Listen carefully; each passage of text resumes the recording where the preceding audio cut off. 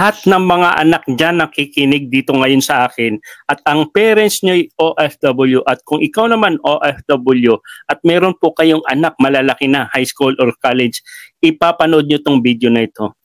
Alam nyo bakit mga kapwa kong OFW? Bilang isang parents, kailangan imulat natin gaano ba kahirap, gaano ba yung sakripisyo natin bilang isang OFW, umalis tayo sa kanila. Iniwan po natin sila. Okay? Para sa kanila to. So, i-share mo tong video na ito. This is OFW Pinoy TV. Ito pong gagawin kong reaction video ngayon, sarili ko. Okay? So, para ma-motivate po yung anak natin. Pakinggan natin. Anak ng isang OFW, panoorin mo tong video at kung ikaw naman yung isang parents, no, may anak, i-share mo tong video na ito para ma-motivate yung mga anak natin na katulad ko rin isang OFW.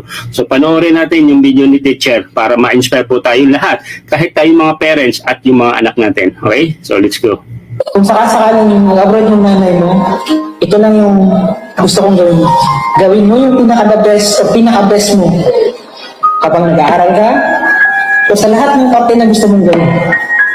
At higit sa lahat, buuin mo yung pagkakataon mo.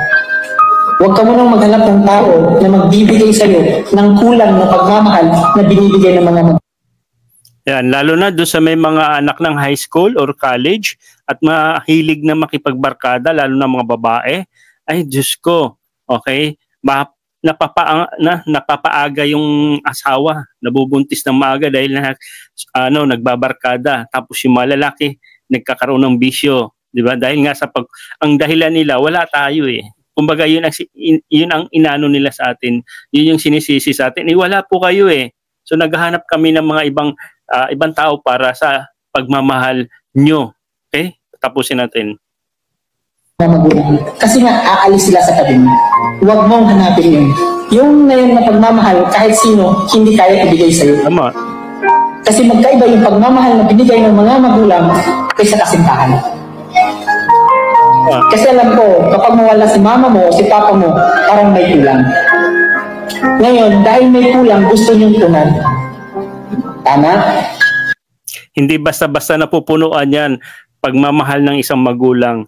Kaya nga kami umalis para po sa inyo makapagtapos po kayo at mabigyan ng magandang buhay. At darating yung time magsama-sama na tayo pag nakatapos na kayo. Hindi po kami dahil umalis kami, hindi namin pagmamahal yung anak. At hindi nyo pwedeng idahilan sa amin na maghahanap kayo ng ibang tao para sa pagmamahal na wala ang parents nyo. Hindi po yun. Walang katumbas ang pagmamahal ng bilang isang magulang. Tandaan nyo po yan. Ang gusto ko iparating sa inyo, magkaiba sila. Hindi porket mamahalin kayo ng ibang tao, pareho na sa pagmamahal ng mga magulang ninyo. Mas lalo kayong mapapariwara kung gutom na gutom kayo sa pagmamahal. Please, anong gawin mo? Mahalin mo yung sarili mo. Yan, kung ikaw yung isang anak ng isang OFW. Ayan, maraming salamat, teacher. So, yun po yun ibig ko sabihin. Wala pong katumbas. Yan po yung sinasabi ni teacher. Walang katumbas ng pagmamahal ng bilang isang magulang. Hindi kaya punuin ninuman. Kaya maraming na lumihis ng landas. Alam nyo guys, mahirap bilang isang OFW. Diba? Tayo naman mga magulang, kahit nasa online tayo, okay? Kahit nasa abroad tayo, wag nyo ring pababayaan yung mga anak natin na hindi nyo nabibigyan ng oras para sa kumustahin sila. Ano bang estado ng pag-aaral? Tingnan niyo po yung grade. Wag lang yung baon, wag lang yung gadget. Tingnan din, kumbaga meron din tayong responsibility. Kahit mahirap po yung trabaho natin, may oras din tayo araw-araw na kausapin din yung mga anak natin. So make sure meron din nag-aalaga ng matatanda na kamag-anak mo rin, okay?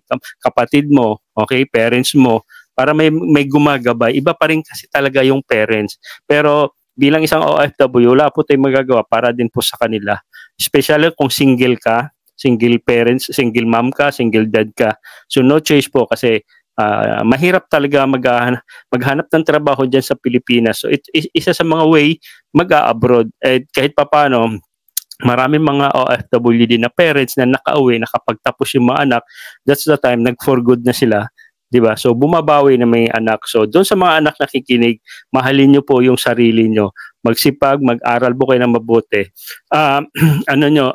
Bigyan nyo ng kapalit yung sakripisyo ng mga parents, magulang nyo. Kasi hindi po sa mga magulang yung ginagawa sa kanila, sa inyo, kundi para sa inyo din pong future. Kasi kayo din po yung gagawa ng future para sa inyo. Hindi na po yung mga parents. Kami mga parents, gumagabay na lang po kami para sa inyo. Para hindi nyo kami sisihin sa bandang huli na hindi nyo kami pinaaral, pinabayaan nyo kami. Kaya ito na po yung buhay namin, hindi kami nakapagtapos. Tandaan nyo po yun, hindi po basta-basta yung buhay bilang isang OFW. Nakikita nyo, nakakausap nyo yan, nakangiti kasi may pinapadalang pera, gadget, pero after ng video call, after nang naka-off na, umiiyak na po yan. Hindi nyo po, dapat kayo mga anak sa Pilipinas, dapat may oras din po kayo sa mga parents nyo. Kumustahin nyo rin po kung kumakain ba ng tama. Napapahiyak ako, nakaka-relate ako eh. Ayan, sana na i-share nyo po to sa may mga anak at ipakita nyo na kumbaga talagang isa din, kahit malayo po kayo, be a parents din po kayo. Single mom ka man o single dad. So ganun talaga, sakripisyo po tayo para sa mga anak natin. Okay? At kung hindi ka pa nakasubscribe sa aking YouTube channel, please subscribe my YouTube channel para lagi po kitang update katulad ngayon. Okay? Thank you and God bless.